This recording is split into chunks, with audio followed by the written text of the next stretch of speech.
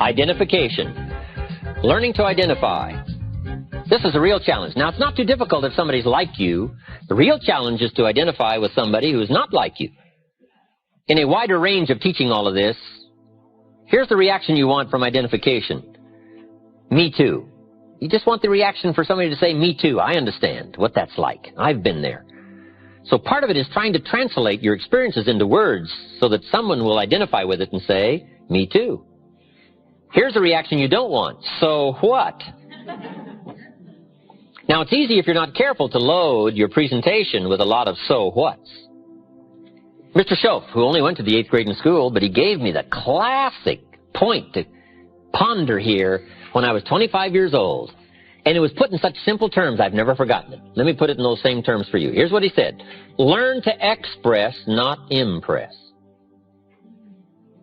That was so helpful for me, because it's easy to engage in language just designed to impress instead of express.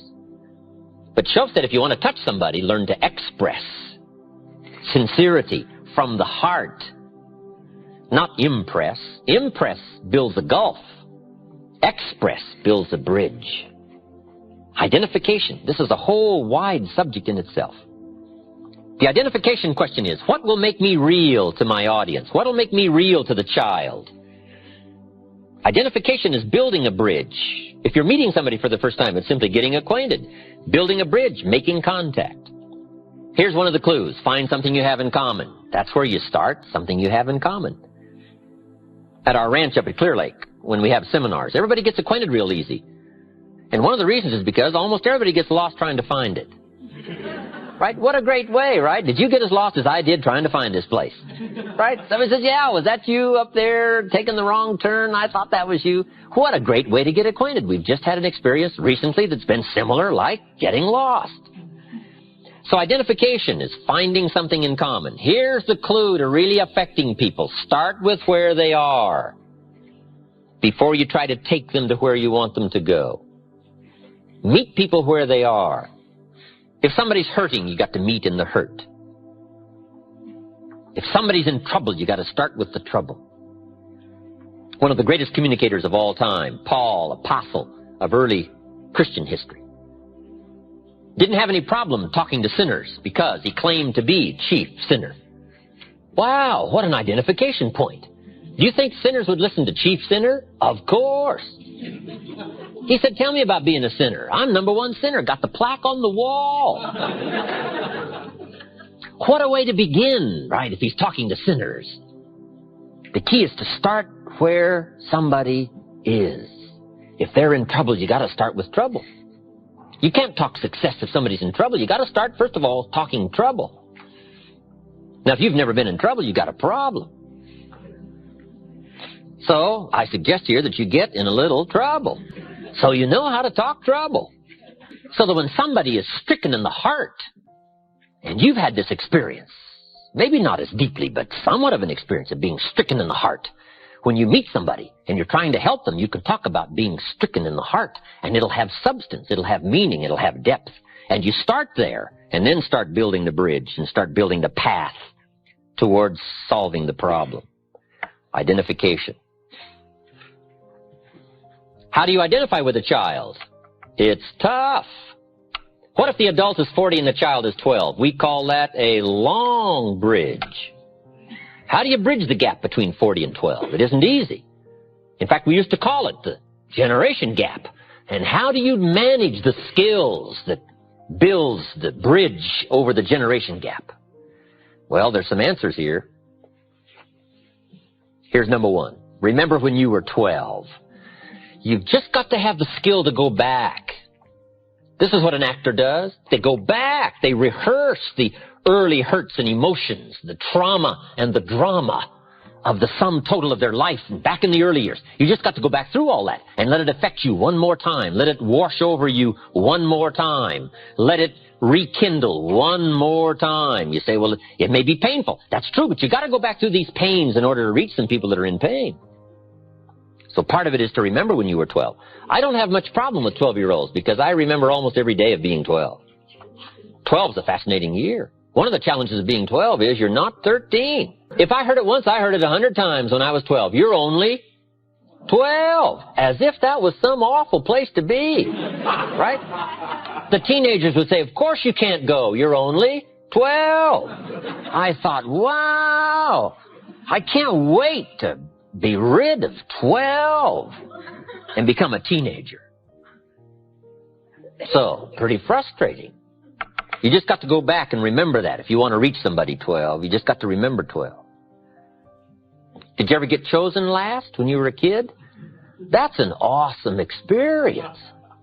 They're choosing up sides. I'll take you, I'll take you, I'll take you. And then you're last and you're standing there. And the next leader says, well, I guess I'll have to take you. Right? Wow, what an awesome experience.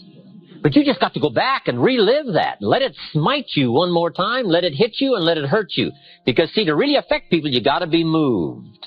And you've got to be touched. And without moving and touching of life experiences, whatever emotion it calls for, there are some people you can't reach. Here's another key way to reach the kids. Read all their books. Here's what it's called. Do your homework. Lack of homework shows in the marketplace. Lack of homework shows at home. See, if a child has read this book, and I read the book, one of the great places we can meet is in the book. I say to the child, remember the story where right away they're going to be impressed that I've done my homework.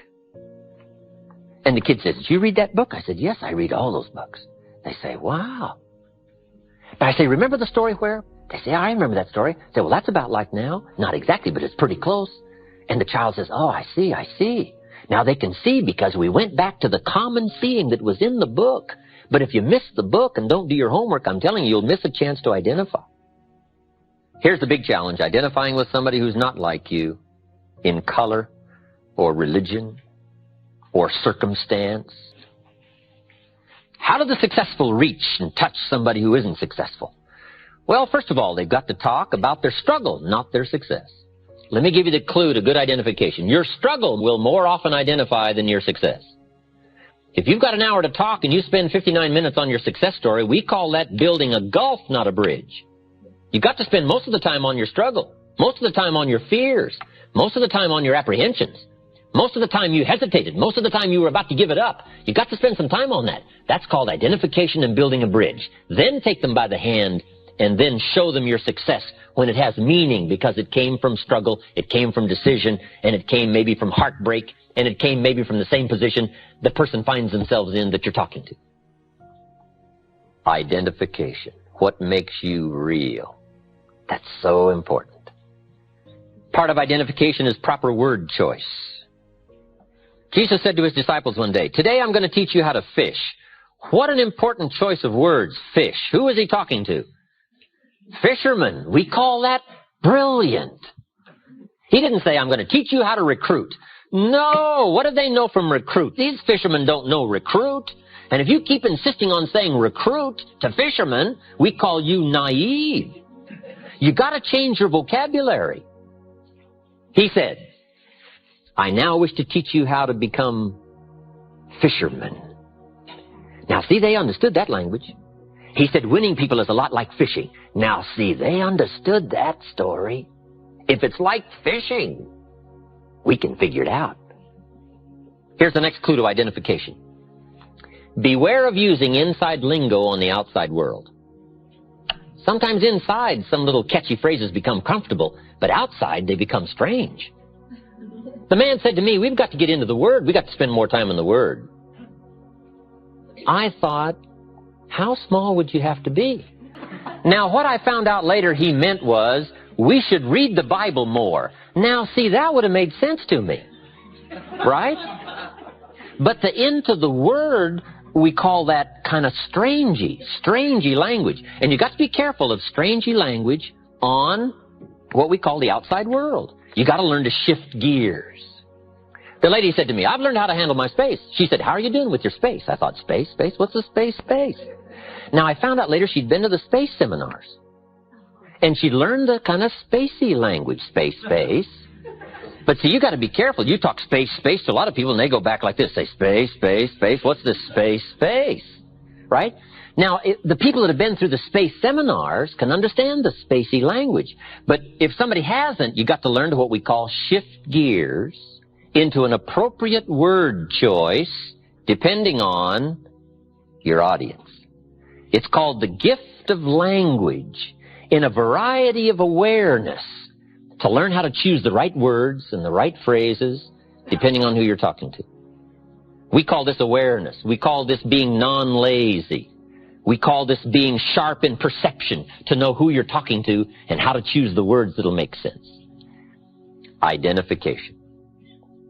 You've got to identify with the sorrow by recalling your own sorrow. Identify with the joy by recalling your own joy. Identify with the difficulty by rehearsing your own difficulty.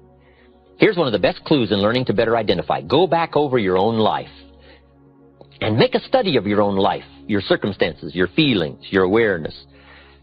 Some of the stories you haven't told for a long time. Some of the experiences you've had. Now, sometimes when you've freshly come from an experience, it isn't that easy to translate it and it isn't that easy to talk about it.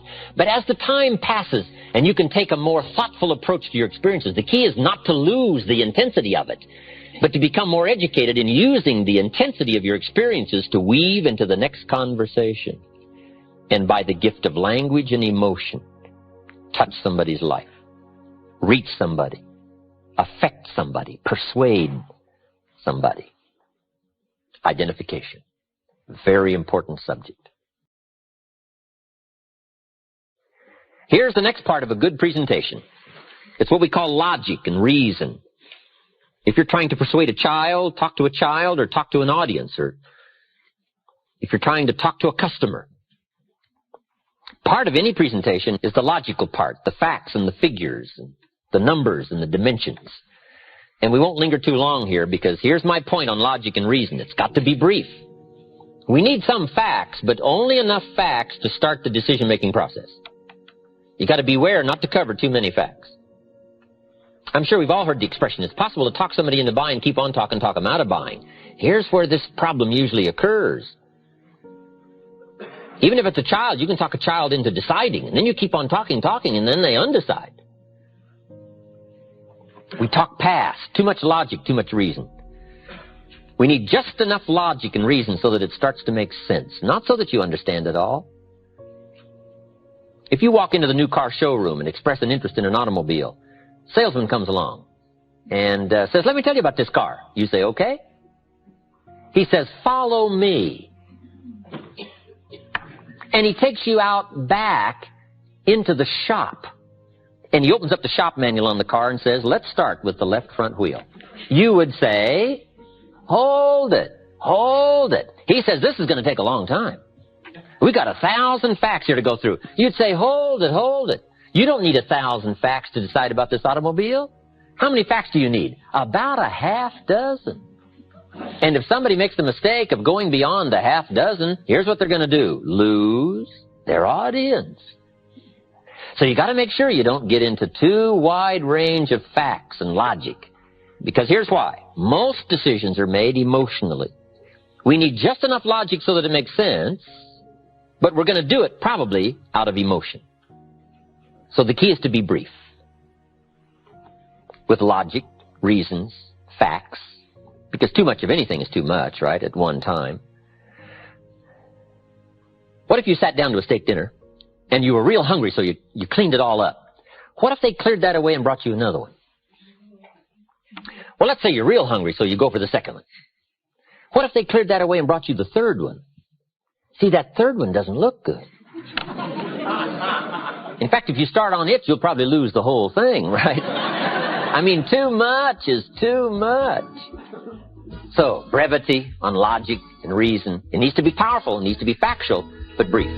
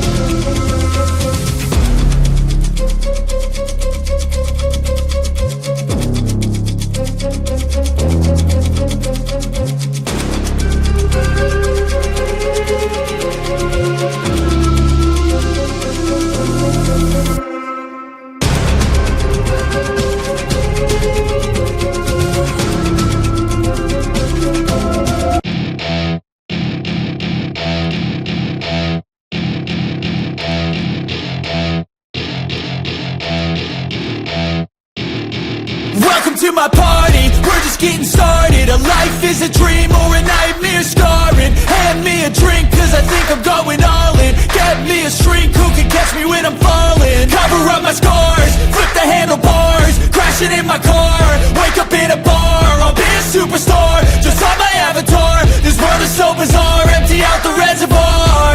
Yeah, I'm taking 6 shots, yeah, straight to the face. And I wanna get lost, I'm sick of this place. Don't know how to stop when I'm feeling this way. So I'm taking 6 shots till I'm feeling okay. I think I'm going crazy, don't think I'll get home safe. So I'm taking 6 shots, all straight to the face. I'm taking 6 shots, are you coming with me? I'm taking 6 shots, yeah, straight to the face. And I wanna get lost, I'm sick of this place. Don't know how to stop when I'm feeling this way. So I'm taking 6 shots till I'm feeling okay. I think I'm going crazy, don't think I'll get home safe. So I'm taking 6 shots, all straight to the face. I'm taking 6 shots, are you coming with me? Sometimes you need to let loose, grab juice, get goose, tattoos, taboos, get screwed. Loosen up, buttercup, all those hate comments will never make you feel enough. We're all adequate graduates, hearts full of calluses, but we know calculus. Damn, ain't that fabulous? Can't wait to apply all those mathematicus. But we can't get a job that pays us enough. I'm about to pop up.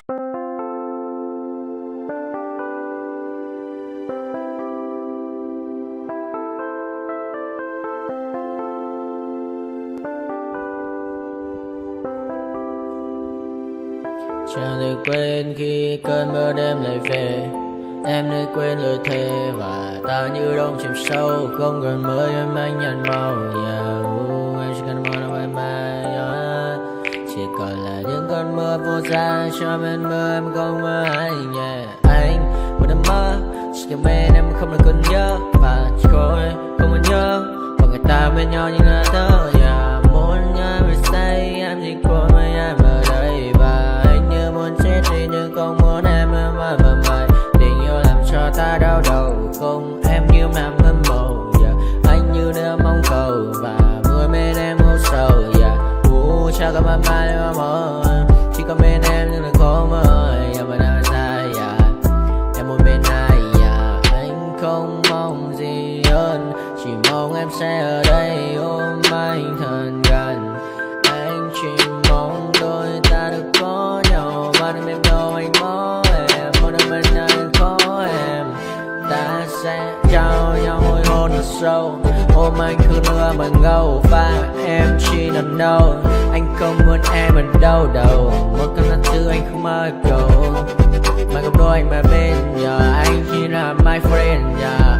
Em quên đi bao lời hứa. Quên đi cả những ngày xưa. Anh như là một đứa.